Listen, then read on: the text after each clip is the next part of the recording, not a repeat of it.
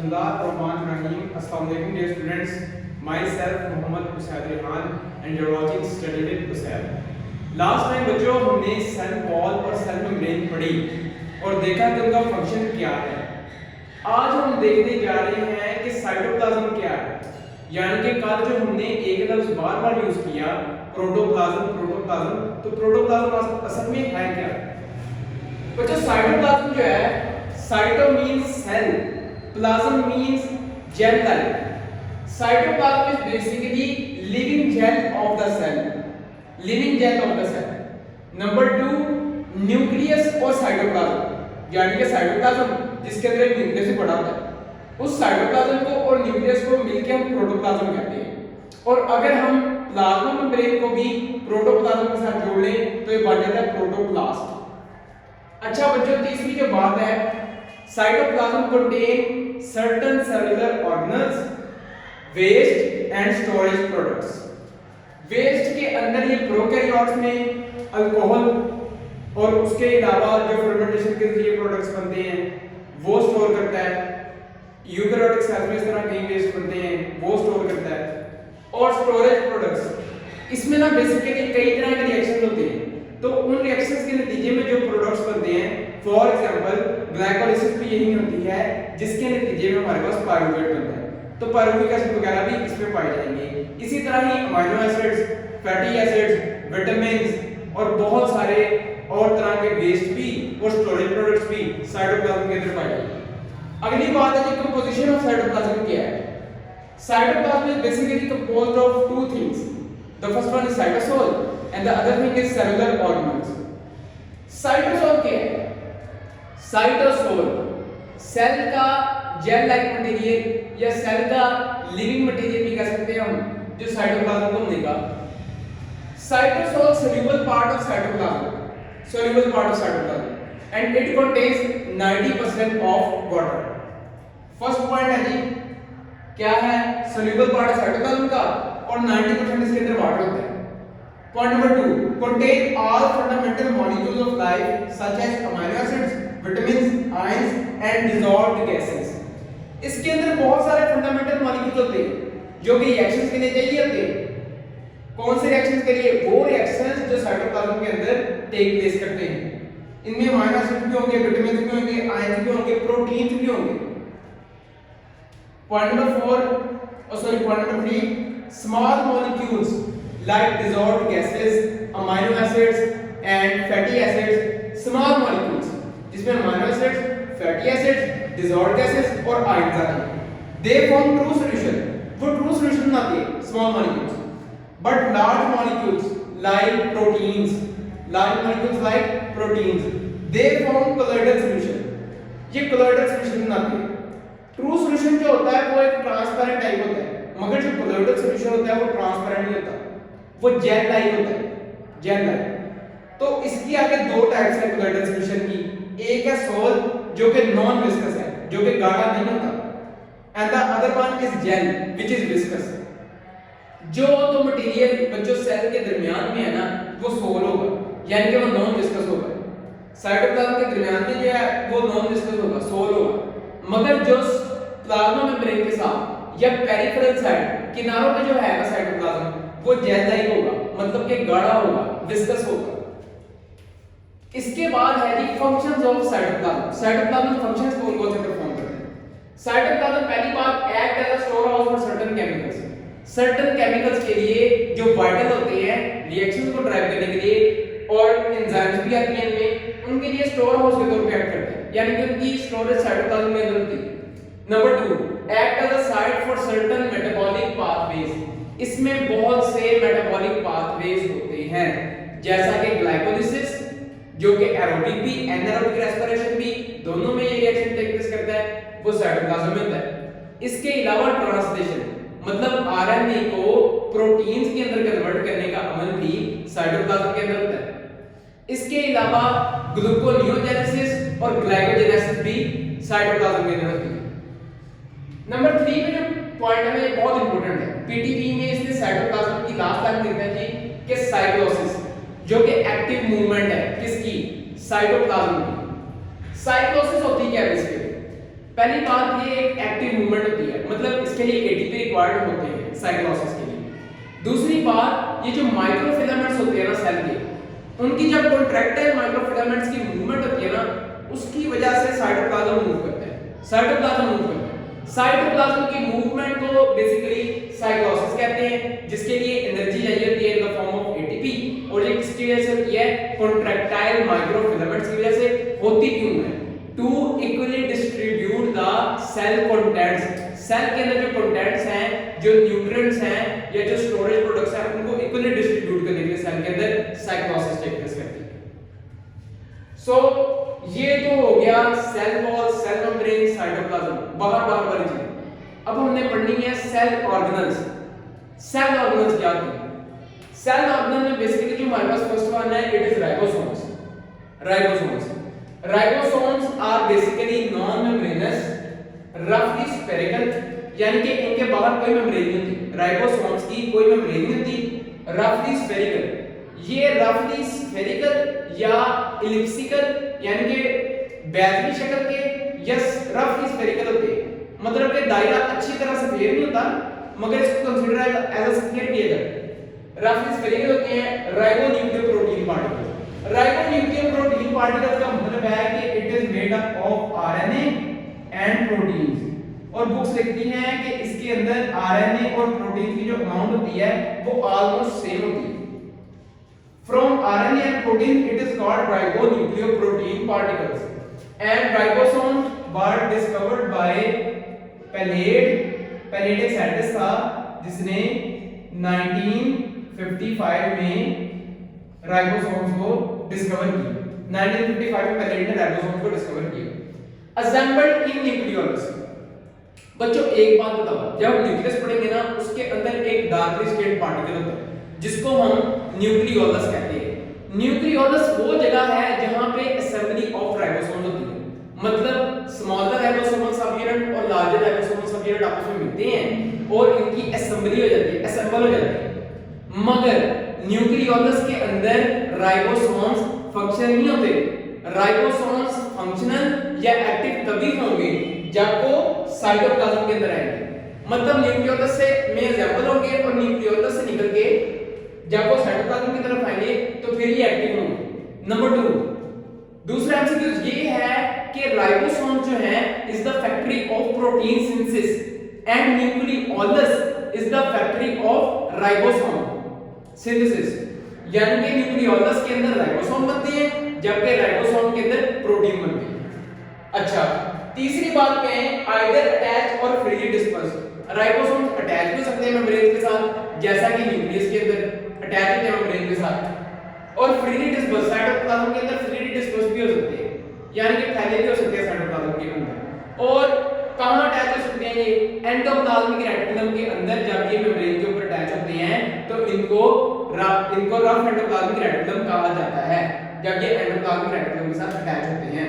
तो उधर endoplasmic reticulum जब हम देखेंगे उधर भी ये देखेंगे रफ एंडोप्लाज्मिक रेटिकुलम की मेम्ब्रेन के ऊपर, सिस्टर्नल मेम्ब्रेन के ऊपर राइबोसोम अटैच होते हैं। Number 4th point, contain two subunits whose attachment is controlled by magnesium ion. Ribosome के पास बेसिकली दो सबयूनिट होते हैं, एक स्मॉलर सबयूनिट, एक लार्जर सबयूनिट। और वो जो दो सबयूनिट है ना, वो आपस में मैग्नीशियम आयन की मदद से जुड़े होते हैं। आगे क्या बात है? आगे है जी राइबोसोम प्रोकैरियोट्स के अंदर भी पाई जाती है और यूकैरियोट्स के अंदर भी। प्रोकैरियोट्स में आमतौर पे बहुत कम सेलुलर ऑर्गेनेल्स होती हैं और ribosomes is one of them which is found in prokaryotes and eukaryotes also. मगर प्रोकैरियोटिक राइबोसोम जो होती है वो स्मॉलर होती है as compared to यूकैरियोटिक, उसका साइज होता है 70 वेटबर। इसको कुछ लोग स्वेटबर पढ़ते हैं, कुछ वेटबर भी पढ़ते हैं। जो स्वेटबर या वेटबर ये एक यूनिट है किसका? सेंट्रीफ्यूगेशन जब हम करते हैं उसके लिए यूनिट इस्तेमाल करते हैं ऑर्गेनल्स के लिए कि ऑर्गेनल्स का साइज कितना है, उसका ऑर्गेनल का साइज मेजर करने के लिए यूनिट इस्तेमाल करते हैं जिसको हम वेटबर या स्वेटबर कहते हैं। And 1 Svedberg is equal to 10⁻⁻13। अच्छा, तो ये स्मॉलर होता है। इसका जो लार्जेस्ट सब यूनिट होगा प्रोकैरियोटिक का वो 50 वेटबर होगा, जो स्मॉलर होगा वो 30 वेटबर होगा। इसी तरह यूकैरियोटिक का राइबोसोम लार्जर होता है एज कंपेयर टू प्रोकैरियोट्स और ये होता है 80 वेटबर साइज का और 60 वेटबर होगा साइज लार्जेस्ट सब यूनिट का और स्मॉलर सब यूनिट का जो साइज होगा वो होगा 40 ब्लड पर। इसके अलावा प्रोकैरियोटिक राइबोसोम्स के अलावा हमारे पास कुछ सेलुलर ऑर्गन्स हैं जैसा कि क्लोरोप्लास्ट और माइटोकॉन्ड्रिया। माइटोकॉन्ड्रिया के मैट्रिक्स के अंदर और क्लोरोप्लास्ट के स्ट्रोमा के अंदर भी राइबोसोम्स पाए जाते हैं, मगर वो प्रोकैरियोटिक राइबोसोम्स की तरह के होते हैं, यानी कि स्मॉलर एंड 70 ब्लड पर वाले। अच्छा बच्चों, ये एक रफ सी डायग्राम बनाई है जिसमें आप आइडिया लगा सकते हैं कि एक रफली स्फेरिकल राइबोसोम, ये जो ऊपर वाला है ना ये इसका लार्जेस्ट सब यूनिट है और जो नीचे वाला है ये इसका स्मॉलर सब यूनिट है। इनकी जो असेंबली होती है यानी ये दोनों जब आपस में मिलते हैं इसको कौन कंट्रोल करता है? Magnesium ion. अच्छा, इधर से एक और बात देखिए, फंक्शंस क्या हैं राइबोसोम्स के। First function of ribosome is very important, it is the factory of protein synthesis. Number 2, a group of ribosomes attached to messenger RNA is known as polysome or polyribosome. For example, वो कहता है जी मेरे पास ये मैं कहता हूँ messenger RNA, ये red line जो बना रही है messenger RNA, इसके ऊपर मैं और राइबोसोम बनाऊंगा छोटे छोटे से। ये आ गया जी लार्जेस्ट सब यूनिट, ये आ गया स्मॉल सब यूनिट, ये आ गया जी लार्जेस्ट सब यूनिट, ये आ गया स्मॉल सब यूनिट, ये भी मेरे पास आ गया लार्जेस्ट सब यूनिट, ये इधर लार्जेस्ट सब यूनिट और नीचे स्मॉलर सब यूनिट। यहाँ पे ये इनकी असेंबली टूट गई, अलग हो गई दूसरे से। अच्छा, होता क्या राइबोसोम्स, ये रेड कलर की जो चेन है ये मैसेंजर आ रहा है, एक लाइन से देखिए मैसेंजर आ रहा है, इसके ऊपर राइबोसोम्स दो आते हैं इधर से और वो दोनों मिल जाते हैं असेंबल हो जाते हैं और वो आगे चलते जाते हैं। इससे क्या होता है? इससे बेटा जी पॉलीपेप्टाइड फॉर्मेशन होती है, यानी कि जब राइबोसोम इधर से आगे मूव करता रहता है वो मैसेंजर आरएनए से एक पॉलीपेप्टाइड बना देता है, प्रोटीन बना देता है, और जैसे ही ये डिसअसेंबल होगी इधर से तो ये हमारे पास एक पॉलीपेप्टाइड आ गया। क्या है ये?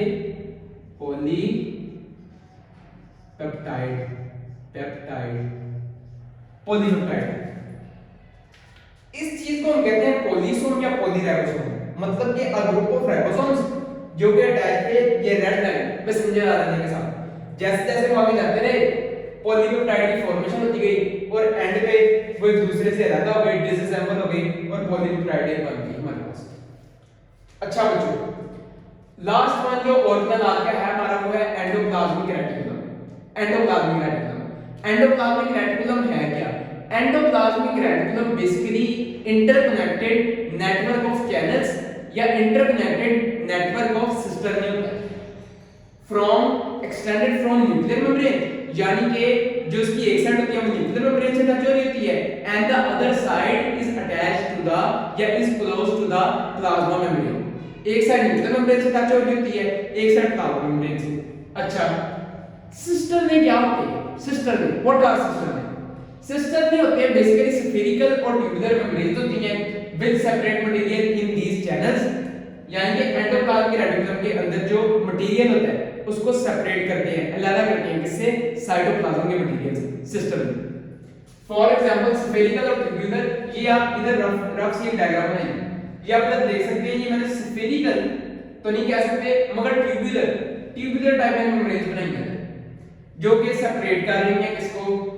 साइटोप्लाज्म को के मटेरियल को और एंडोप्लाज्म के मटेरियल को। इधर आप देख सकते हैं जो ये वाली मेम्ब्रेन है ना, ये न्यूक्लियस की मेम्ब्रेन है, ये न्यूक्लियस की मेम्ब्रेन, और ये जो बाहर वाले बनाए हैं ये है स्मूथ एंडोप्लाज्मिक रेटिकुलम। ये जो रेड डॉट्स बनाए हैं ये है राइबोसोम्स। रेड डॉट्स क्या है? राइबोसोम्स, यानी कि न्यूक्लियस के साथ जो अटैच्ड है वो क्या है? वो है rough endoplasmic reticulum, and that one which is away from nucleus and close to the plasma membrane, it is called, which are tubular membranes. These are actually tubular membranes and it is called smooth endoplasmic reticulum. It does not contain any that type of dots. It means that it does not have any kind of protein, any kind of ribosomes. यानी कि sarcoplasmic reticulum का अब बताता हूं आपको क्या होता है। एंडोप्लाज्मिक रेटिकुलम जो है ना वो मसल्स के अंदर एक मॉडिफाइड फॉर्म में होता है, उसकी एक मॉडिफाइड फॉर्म होती है मसल्स के अंदर जिसको हम सार्कोप्लाज्मिक रेटिकुलम कहते हैं।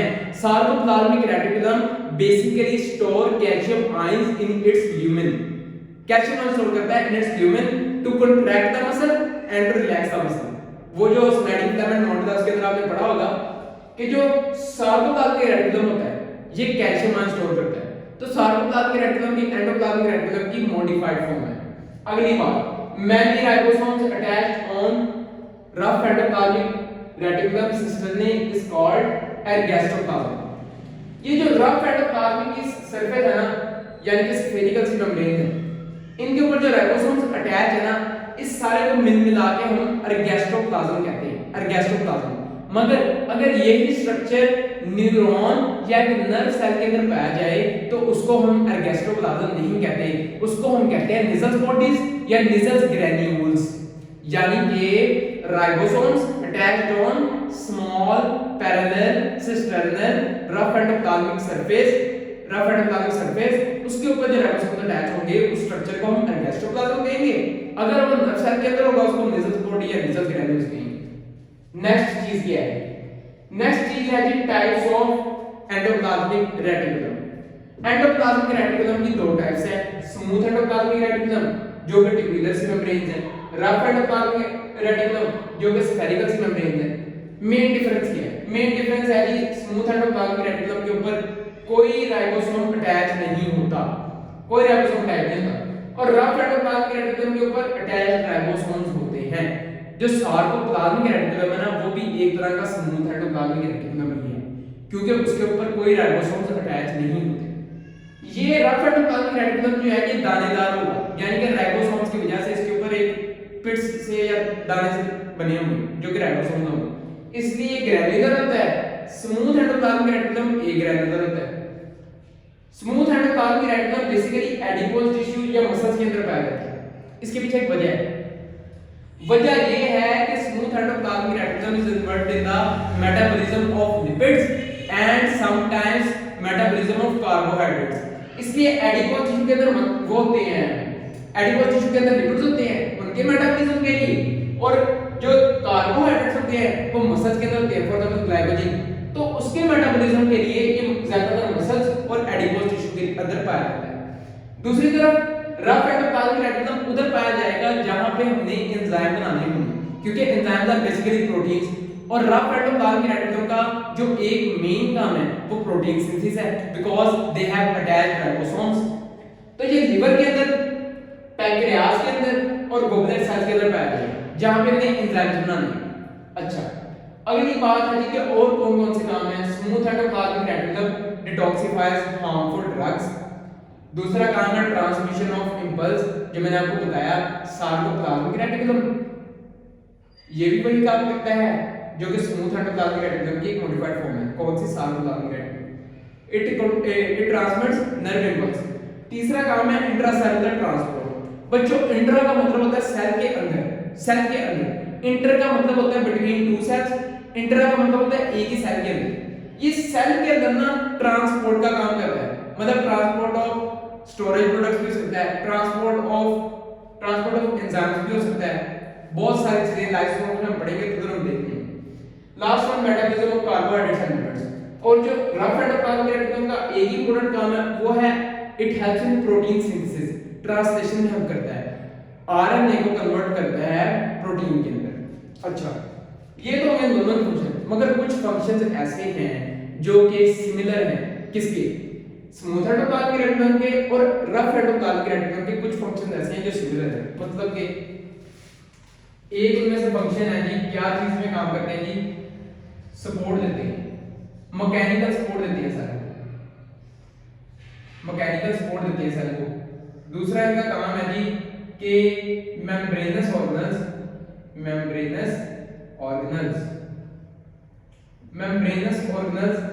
सारी मेम्ब्रेनस ऑर्गेनल्स ऑलमोस्ट एक्सेप्ट कौन-कौन सी? क्लोरोप्लास्ट, माइटोकॉन्ड्रिया और न्यूक्लियस। क्लोरोप्लास्ट, माइटोकॉन्ड्रिया और न्यूक्लियस को छोड़ के जितने भी मेम्ब्रेनस ऑर्गेनल्स हैं वो एंडोप्लाज्मिक रेटिकुलम से बने होते हैं। अगली बात, मैकेनिकल सपोर्ट देता है सेल को, मेम्ब्रेनस ऑर्गेनल्स बनाता है except the double membranous organelles which are nucleus, mitochondria and chloroplast. आखिरी जो बात मैं करूंगा ट्रांसपोर्ट के अंदर हेल्प करता है, इंट्रासेलुलर ट्रांसपोर्ट, वो भी इन दोनों का ही फंक्शन है, इंट्रासेलुलर ट्रांसपोर्ट। इंट्रासेलुलर ट्रांसपोर्ट भी एंडोप्लाज्मिक रेटिकुलम का या इन दोनों का एक कंबाइंड फंक्शन है। अच्छा बच्चों, एंडोप्लाज्मिक रेटिकुलम जो है ये एक सिंगल मेम्ब्रेन बाउंडेड ऑर्गेनल है, यानी कि इसकी सिंगल मेम्ब्रेन होती है, जबकि राइबोसोम जो था, राइबोसोम की कोई मेम्ब्रेन नहीं होती। आज हमने पढ़ी तीन चीजें, cytoplasm, ribosome and endoplasmic reticulum. इनमें से दो जो थी वो ऑर्गेनल्स थी। अच्छा बच्चों, ये यहां तक हमारा एंडोप्लाज्मिक रेटिकुलम हो गया और इसमें से जो इंपॉर्टेंट एमसीक्यूज आएंगे आपका एमसीक्यू के अंदर या एफएससी के अंदर, वो ये इन दोनों के रिलेटेड ही पूछेगा कि ये क्या काम करता है, ये क्या काम करता है। और जो सबसे ज्यादा एमसीक्यूज एमसीक्यू के अंदर आता है वो बेसिकली ये है, प्रोकैरियोटिक और यूकैरियोटिक के राइबोसोम्स के बारे में वो पूछता है कि यानी कि साइज क्या है, कौन सा बड़ा है, कौन सा छोटा है, लार्जेस्ट अमीनो का साइज क्या होगा, स्मॉलेस्ट अमीनो का साइज क्या होगा। अच्छा बच्चों, आज तक हो गया हमारा एंडोप्लाज्मिक रेटिकुलम तक। नेक्स्ट लेक्चर तक अपना ख्याल रखें। अल्लाह हाफ़िज़।